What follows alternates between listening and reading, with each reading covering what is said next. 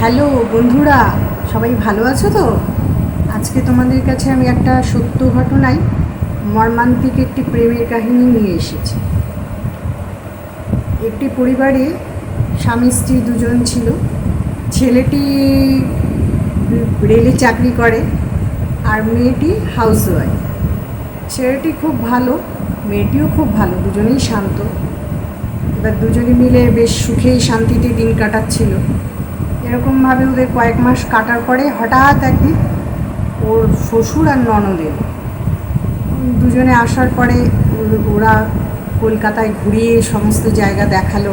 স্বামী স্ত্রী দুজনে নিয়ে ওদেরকে কলকাতা মিউজিয়াম, পরেশনাথ মন্দির, চিড়িয়াখানা,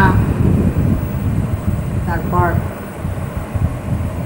বিড়লা প্ল্যানেটোরিয়াম, সব জায়গা ঘুরে ঘুরে দেখালো। এক এক দিন বেরিয়ে যেত, সকালবেলায় বেরিয়ে যেত, রাত্রিবেলায় ফিরত দেখি।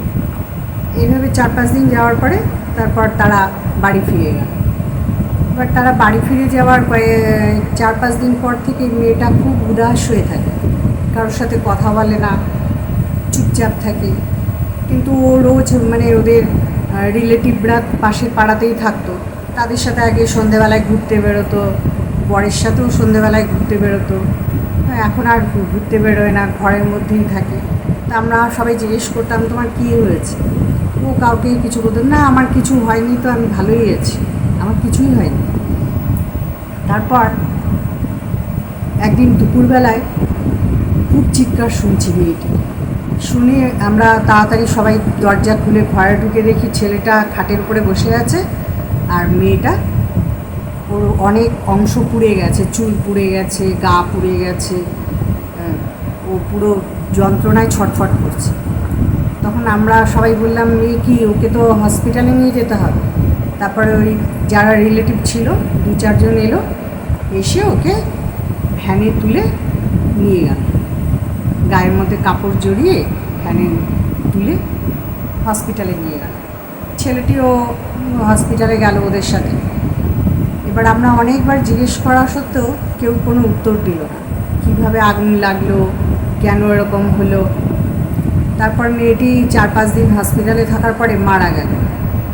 এবার আমরা ছেলেটিকে জিজ্ঞাসা করলাম, জানতে পারিনি, কিন্তু পাশে একজন ভাড়াটে ছিল, সে লক্ষ্য করেছিল ওদের ব্যাপারটা।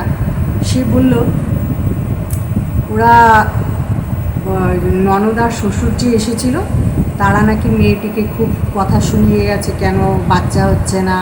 ছেলেটিকে বলেছে, তুই আবার বিয়ে কর, এরকম বউ নিয়ে থাকা যাবে না, এসব বলে টলে চলে গেছে। এবার ছেলেটি কীরকম ভালোবাসতো এবার তোমরাই বোঝো। সে আসলে আরেকটি মেয়ের সাথে প্রেমে জড়িয়ে পড়েছে, যার জন্য মেয়েটি আগুন লাগিয়েছে ঝগড়া করে, আর ও বসে বসে দেখেছে। কিন্তু যেই মুহূর্তে ওর লাস্ট একদম অনেকটা অংশ আগুনে পুড়ে গেছে, তখন ছেলেটি দেখানোর জন্য ওই আঙুল দুটোকে একটু পুড়িয়েছে। এই হলো ওদের প্রেমের কাহিনী। মেয়েটি মারা গেল, ওর মা বাবাও এসেছিল, কিন্তু মা বাবা খুবই ভদ্র, তারা কোনো প্রতিবাদ করলো না। বললো, আমাদের মেয়ে চলে গেছে, এখন আর আমাদের বলে কী হবে, ওকে বলে তো আমাদের মেয়েকে ফিরে পাবো না। এই রকমভাবেই এই মর্মান্তিক প্রেমের কাহিনী শেষ হলো।